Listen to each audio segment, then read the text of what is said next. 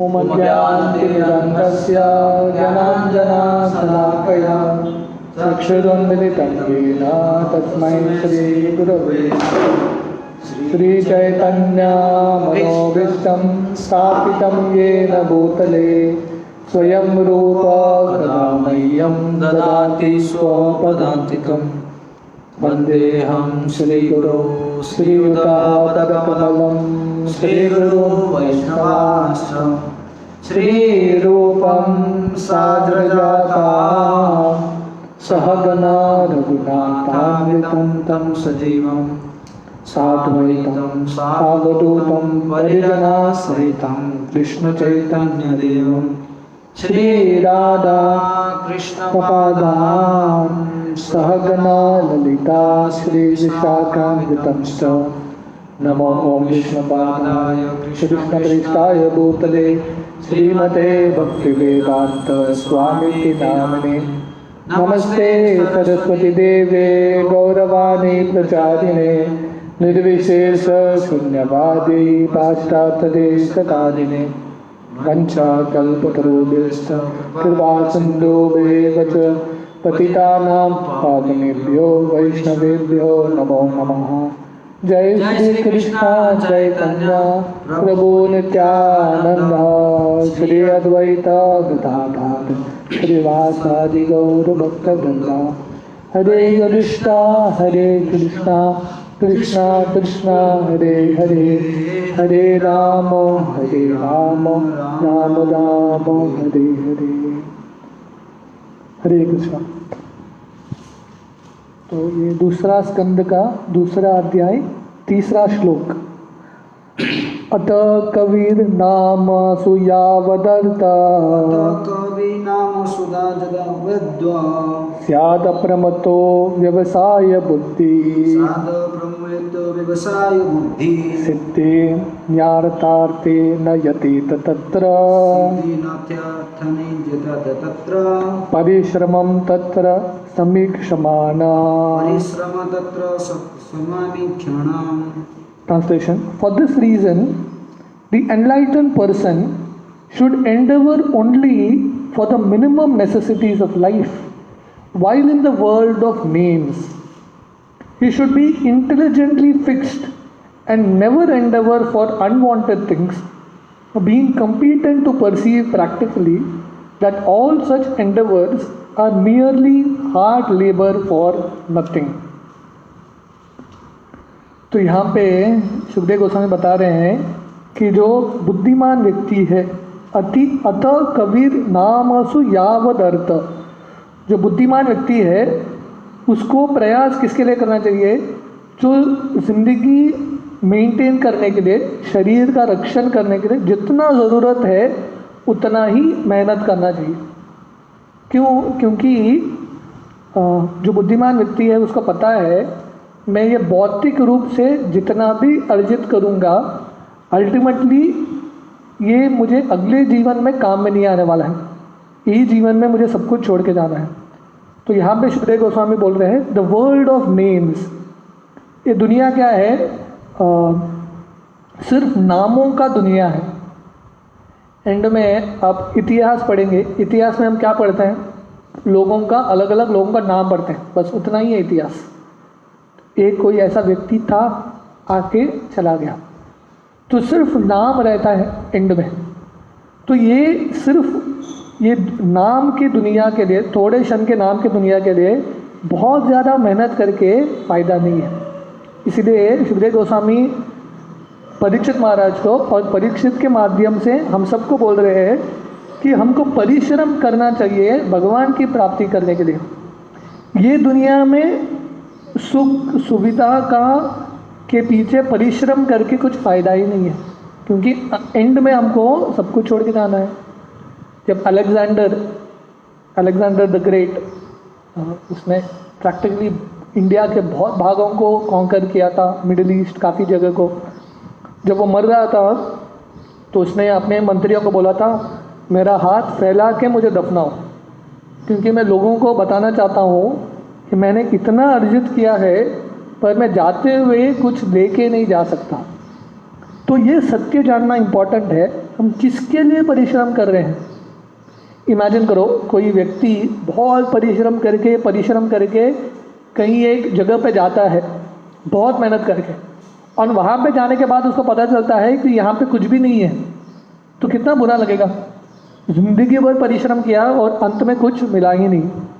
तो इसलिए किस चीज़ के लिए परिश्रम करना है उसका लक्ष्य रखना, उसका ज्ञान रखना बहुत महत्वपूर्ण है। नहीं तो श्रम एव ही केवलम, गधे की तरह परिश्रम करते रहेंगे और अंत में कुछ मिलेगा नहीं। थोड़े दिन पहले दशहरा होके गया, रावण उसने इतना परिश्रम किया सीता को पाने के लिए, है कि नहीं? कितना परिश्रम, इतना आसान नहीं है, कितना प्लानिंग करना पड़ा रावण को। सीता का अपहरण करना, बाद में लेके आना, उसकी रक्षा करना, उसको हर बार प्रलोभन देते रहना, इतना परिश्रम किया और अंत में रावण को क्या मिला? मृत्यु मिला। और वो सीता भी जिसके लिए इतना परिश्रम किया रावण ने और जिसके लिए उसने जान दे दिया, वो सीता भी ओरिजिनल सीता नहीं थी, वो भी डुप्लीकेट सीता है, मायावी सीता है। तो ये दुनिया का सत्य है। हम जितना भी परिश्रम करते हैं, हमको जो मिलता है एंड में कुछ भी नहीं, मायावी दुनिया है। ऐसा दिखता है, सामने है, एंड में कुछ मिलता नहीं है। जैसे कहानी आता है, एक व्यक्ति था जिसको ये समाचार मिला था कि राजा के जो पत्नी है, रानी ने उसका हीरे का हार एक कौवा लेके गया। तो राजा ने घोषणा किया कि जो भी वो हीरे का हार लेके आएगा मैं उसको बहुत इनाम दूंगा, बहुत पैसा दूंगा। तो सब लोग गए ये हार को ढूंढने के लिए, और एक व्यक्ति को मिला ये हार। कहाँ पे मिला? नदी के अंदर तालाब में ये हार मिला। तो हार दिख रहा था, तो छलांग लगाया, उसने परिश्रम किया, बहुत मेहनत किया, सामने दिख रहा था हार, पर जब उसका हाथ पहुंचता था वो हार के लिए, हाथ में कुछ आता नहीं था। बहुत परिश्रम किया। बाद में एक साधु ने इसको समझाया कि ये जो तुमको दिख रहा है वो हार नहीं है, हार का प्रतिबिंब है। हार यहाँ पे पेड़ पे लटका है, उसका प्रतिबिंब है इधर। तुम जितना भी परिश्रम करो पानी में हार ढूंढने का, हार नहीं मिलने वाला है। हार चाहिए तो थोड़ा पेड़ पे चढ़ जाओ, परिश्रम दूसरे दिशा में करो, वो हार मिलेगा। तो वैसे ही हम सब सुख ढूंढ रहे हैं।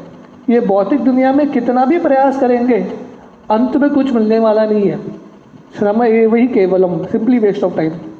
इसलिए सुखदेव गोस्वामी बता रहे हैं परीक्षित महाराज को कि हमको प्रयास करना चाहिए भगवान की प्राप्ति करने के लिए।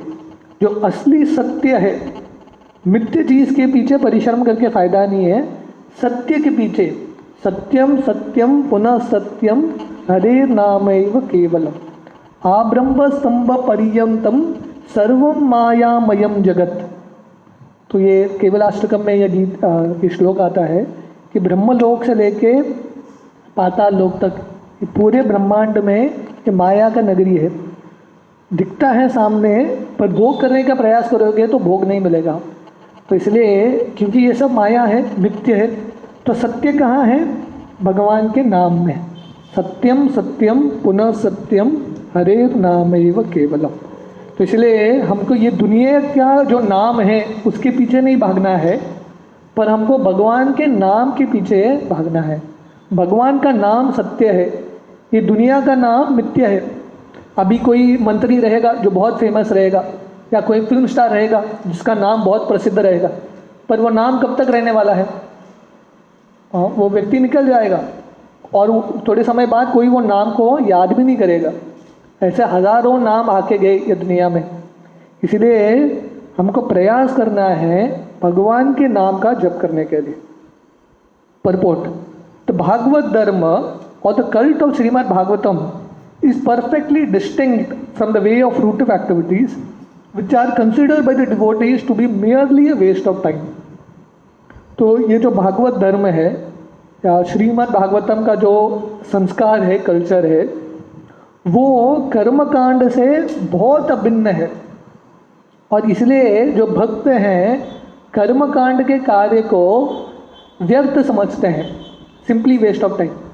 क्योंकि आप कर्मकांड करेंगे और कर्मकांड का जो सबसे उच्च कोटि फल क्या है? स्वर्ग की प्राप्ति। आपको स्वर्ग की प्राप्ति होगी, वो भी शाश्वत नहीं है, तो सिंपली वेस्ट ऑफ टाइम है। इसलिए जो बुद्धिमान भक्त हैं कर्मकांड के पीछे नहीं लगते, भगवत धर्म के पीछे लगते हैं।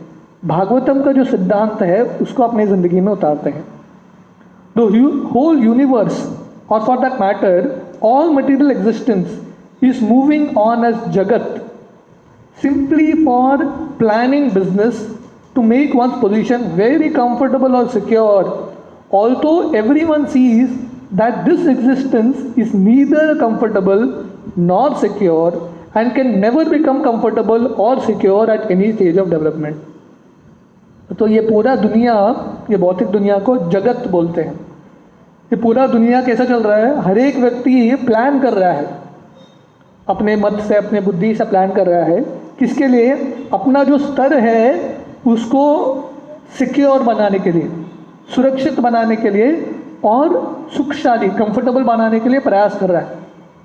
पर जितना भी आप प्रयास करेंगे, हमारा जो स्तर है ये दुनिया में सुखशाली भी नहीं रहेगा और सिक्योर भी नहीं रहेगा। कोई इसका सिक्योरिटी नहीं दे सकता।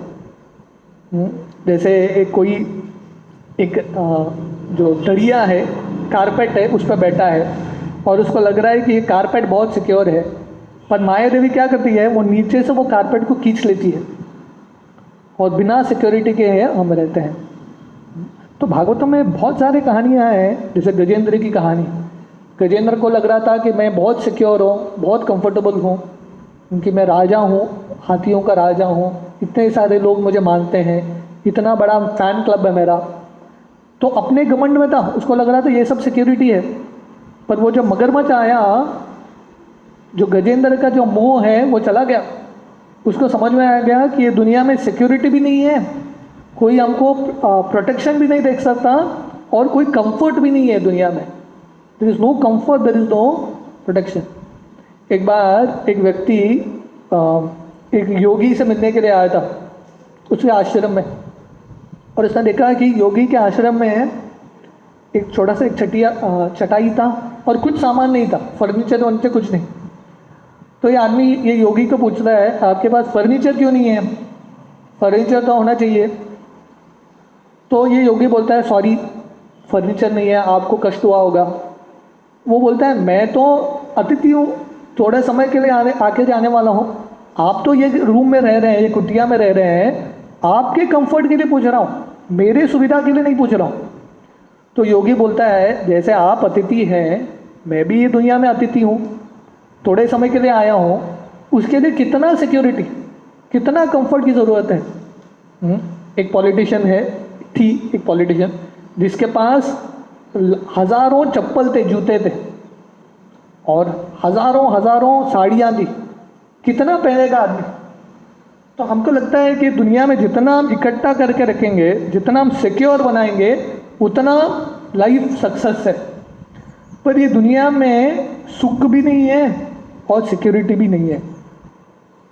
Those who are captivated by the illusory advancement of material civilization, following the way of phantasmagoria, are certainly madmen. तो ये दुनिया का, माया का ये खेल है, हर एक व्यक्ति पागल है। प्रभुपाद ने एक बार एक आर्टिकल लिखा था बैक टू गॉडेड मैगजीन में, हु इज़ क्रेजी, कौन पागल है। क्योंकि उस समय प्रभुपाद के 1970s में जो बाहर के लोग थे, अभक्त थे, वो बोलते थे भक्त लोग पागल हैं। क्यों? क्योंकि सब कुछ छोड़ के शेविंग करके मंदिर में बैठ के जप करते हैं, कीर्तन करते हैं, वो पागल है, ज़िंदगी जियो। तो प्रभुपाद ने ये आर्टिकल लिखा, कौन पागल है। बाहर के लोग बोलते हैं भक्त पागल है, और भक्त और शास्त्र बोलते हैं जो भक्ति नहीं कर रहे हैं वो पागल है। तो पागल का डेफिनेशन क्या है?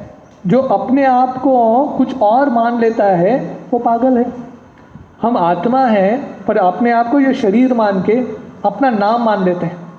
इमेजिन करो, कोई आपको पूछेगा आप कौन हो, तो आप बोलोगे आपका नाम इसमें अच्युत गोपाल है, मेरा ये दीक्षा का नाम है अच्युत गोपाल दास, मुझे 2004 2004 में ये नाम मिला था अच्युत गोपाल दास। उसके पहले मेरा नाम अच्युत गोपाल दास था क्या? नहीं। तो बचपन में मेरा जब जन्म हुआ मुझे एक नाम मिला था आनंद। उसके पहले मैं अपने आप को पूरी ज़िंदगी में सोचता हूँ कि मैं आनंद हूँ, मैं अच्युत गोपाल हूँ, पर वो नाम मिलने से पहले मैं कौन हूँ? हम ये नाम को पकड़ के रखते हैं जैसे ये नाम सब कुछ है, पर हमको पता नहीं है कि ये नाम तो अभी मिला था 15-20 साल 30 साल पहले, उसके पहले मैं कौन था? तो ये प्रश्न पूछना इम्पॉर्टेंट है। जब ये पूछेंगे तब हमको समझ में आएगा मैं ये शरीर नहीं हूँ, मैं ये भौतिक नाम नहीं हूँ, मैं एक्चुअली भगवान का दास हूँ। The whole material creation is a jugglery of names only. In fact, it is nothing but a bewildering creation of matter like earth, water and fire. तो पूरा भौतिक दुनिया सिर्फ नाम का दुनिया है, अलग अलग जगलरी। जैसे ये मोबाइल को मोबाइल बोलते हैं, एक शब्द दिया हमने इसको मोबाइल, पर एक्चुअली क्या है? ये धरती पंच महाभूत से बना है कि नहीं? अलग कॉम्बिनेशन को अलग बोलते हैं, इसको मोबाइल बोलते हैं, इसको स्पीकर बोलते हैं, इसको स्टैंड बोलते हैं, पर अल्टीमेटली ये सब क्या है? वही 4-5 पदार्थ से ही बना है, कुछ अलग है क्या? अलग अलग पदार्थ का अलग अलग कॉम्बिनेशन को अलग अलग नाम देते हैं। मेरा भी शरीर वही पदार्थ से बना है, आपका भी शरीर वही पदार्थ से बना है, पर ये कॉम्बिनेशन को ये नाम, वो कॉम्बिनेशन को वो नाम। और कब तक ये नाम रहेगा? थोड़े समय तक। जैसे ये मोबाइल है, कब तक ये मोबाइल रहेगा? और एक 10 साल तक ये मोबाइल रहेगा, बाद में रद्दी में जाएगा। रद्दी में जाने के बाद इसका टुकड़ा टुकड़ा हो जाएगा, बाद में कोई इसको मोबाइल बोलेगा क्या? कोई इसको मोबाइल नहीं बोलेगा। तो ये थोड़े समय के लिए ये नाम को पकड़ के रखते हो। लोग अपने विजिटिंग कार्ड्स में इतने सारे नाम डालते हैं, मैं इंजीनियर हूँ, मैं प्रेसिडेंट हूँ। कितने समय तक प्रेसिडेंट रहेंगे? नाम विजिटिंग कार्ड में नाम डालना ठीक है, पर उससे जब हम हमारा आइडेंटिटी पाते हैं कि मैं ये हूँ, तो वो सबसे बड़ा गलती है। इसलिए चैतन्य महाप्रभु बोलते हैं कि मैं ब्राह्मण नहीं हूँ, मैं क्षत्रिय नहीं हूँ, मैं वैश्य नहीं हूँ, मैं शूद्र नहीं हूँ, मैं सन्यासी नहीं हूँ, मैं गृहस्थ नहीं हूँ, मैं ब्रह्मचारी नहीं हूँ, मैं वानप्रस्थ नहीं हूँ। मैं कौन हूँ? गोपी भरतुर पदकमलयोर दास दास दास अनुदास। हम कृष्ण के दासों के दासों के दास हैं, वही हमारा सत्य है। जब रथ यात्रा के समय प्रताप रुद्र महाराज चैतन्य महाप्रभु से मिलने के लिए आते हैं, और क्योंकि वो चैतन्य महाप्रभु का कृपा पाना चाहते हैं, तो सार्वभौम भट्टाचार्य उनको उपदेश देते हैं, उनके गुरु हैं। उनको बोलते हैं कि चैतन्य महाप्रभु को राजा का वेश पसंद नहीं है, आप साधारण भिक्षुक के वेश में जाओ। तो साधारण कपड़ा पहन के जाते हैं प्रताप रुद्र महाराज। जब रथ यात्रा चलता है, बीच में बालागंडी करके एक बगीचा है, वहाँ पे रथ रुकता है। तो चैतन्य महाप्रभु वहाँ पे रेस्ट ले रहे हैं, और प्रताप रुद्र महाराज जाके चैतन्य महाप्रभु के चरण कमल को दबाते हैं, मसाज करते हैं। और ये गोपी गीत, अभी शरद पूर्णिमा हुआ तो ये गोपी गीत गाते हैं बहुत सुंदर तरीके से, तव कथामृतम तप्त जीवनम। तो चैतन्य महाप्रभु इतना प्रसन्न होते हैं, प्रताप रुद्र महाराज को आलिंगन लगाते हैं और पूछते हैं कि आप कौन हैं? इमेजिन करो, राजा है, चैतन्य महाप्रभु उसको पूछ रहे हैं आप कौन हैं? तो प्रताप रुद्र महाराज ये नहीं बोलते हैं आप नहीं जानते क्या मैं कौन हूँ, पूरे उड़ीसा का मैं राजा हूँ। नहीं, वो बोलते हैं मैं आपके दासों के दासों का दास हूँ। तो भगवत धाम जाना है, भगवत धाम जाने से पहले ये टेस्ट है, एंट्री टेस्ट। भगवत धाम जाने से पहले पूछेंगे आपको, ये 100% प्रश्न आने वाला है कि आप कौन हो। आप बोलोगे कि मैं प्रेसिडेंट रह चुका हूँ, मैंने बहुत सारे कार्य किए हैं, बोलेंगे एंट्री अलाउड नहीं है। तो भगवत धाम जाने के लिए विश्वास के साथ ये बोलना पड़ेगा मेरा एक ही असलियत है, वो क्या है? मैं भगवान का दास हूँ। भगवान का नहीं, भगवान के भक्तों का दास हूँ। ये भावना में जो रहेगा उसको भगवत धाम में प्रवेश मिलता है।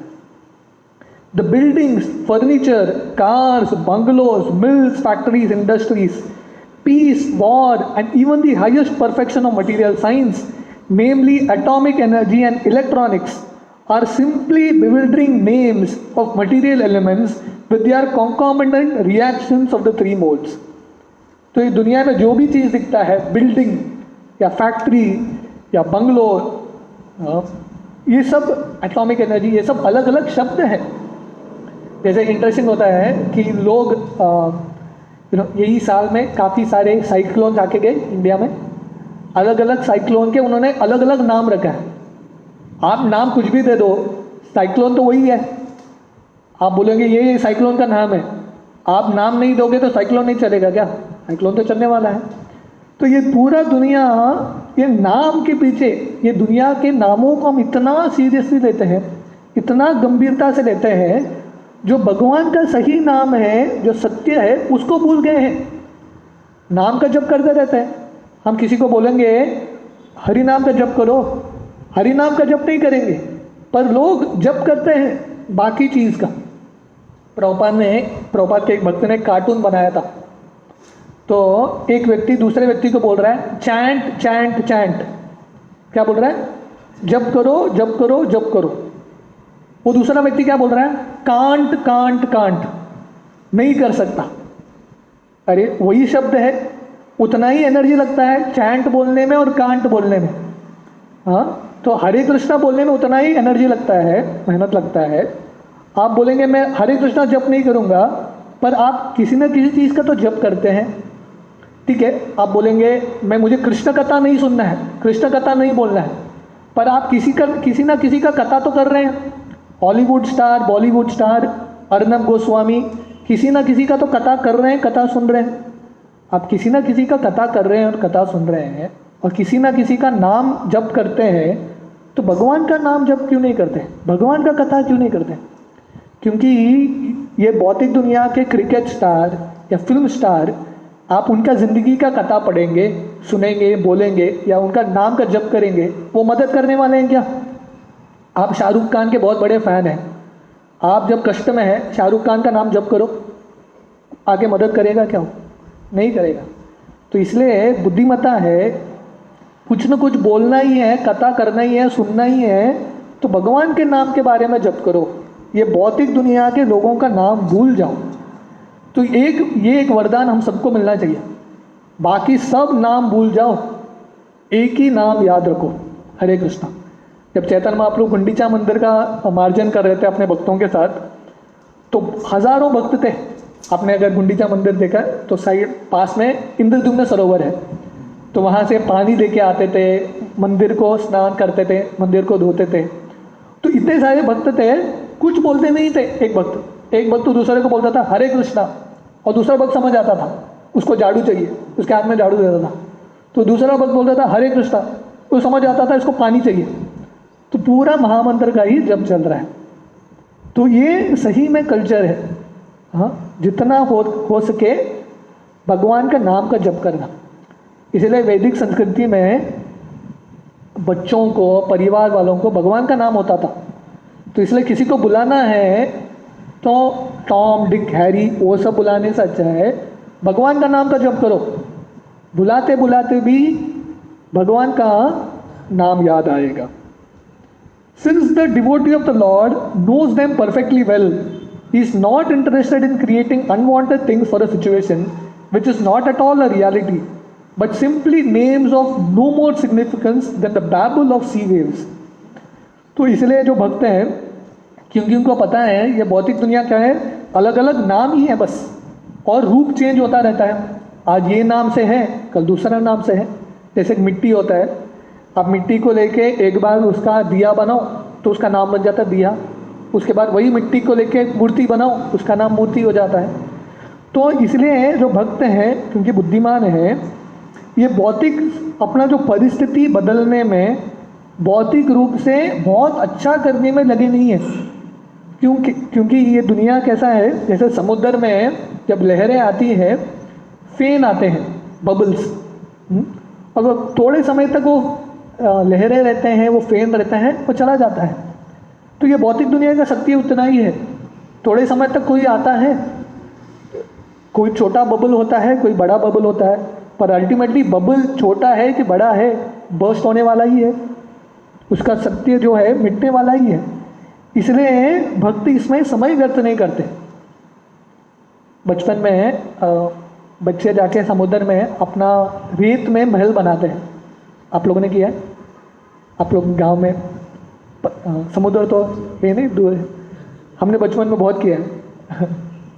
रेत में महल बनाते हैं, इतना प्रेम से, इतना मेहनत से महल बनाते हैं। और कितने समय तक रहता है? एक आधा घंटा मैक्सिमम। एक लहर आएगा, उड़ा के लेके जाएगा, और बच्चे रोने लगते हैं, इतना कष्ट से मैंने महल बनाया, चला गया। तो वो रेत है, आधे घंटे का महल, आपने नाम दिया उसको महल आधे घंटे का, और उसके प्रति इतना आसक्ति, क्योंकि हमने डाला है शक्ति उसमें।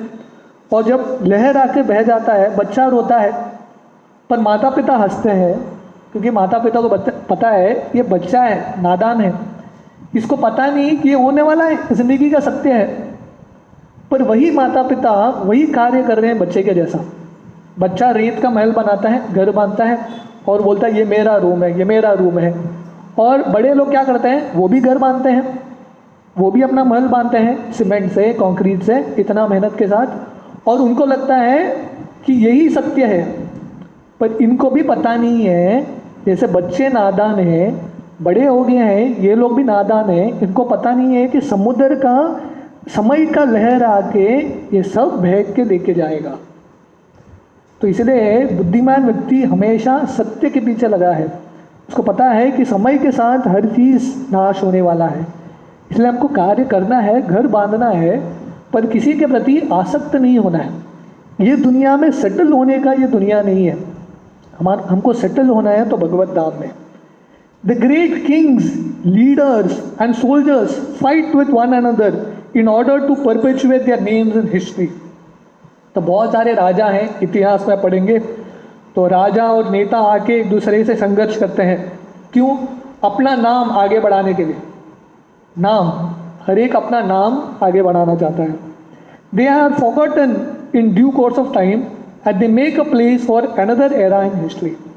ऐसे काफ़ी सारे लोग आते हैं, अपना कार्य करते हैं, अपना नाम बनाने की कोशिश करते हैं, पर वो जब चले जाते हैं हर एक व्यक्ति उनको भूल जाता है कि नहीं? ये दुनिया का सत्य है। कोई मर जाता है तो 1 साल 2 साल तक कोई याद रखेगा, और कोई महान व्यक्ति है 10 साल 20 साल, उसके बाद हर एक व्यक्ति आपको भूल जाएगा, कोई याद नहीं करेगा।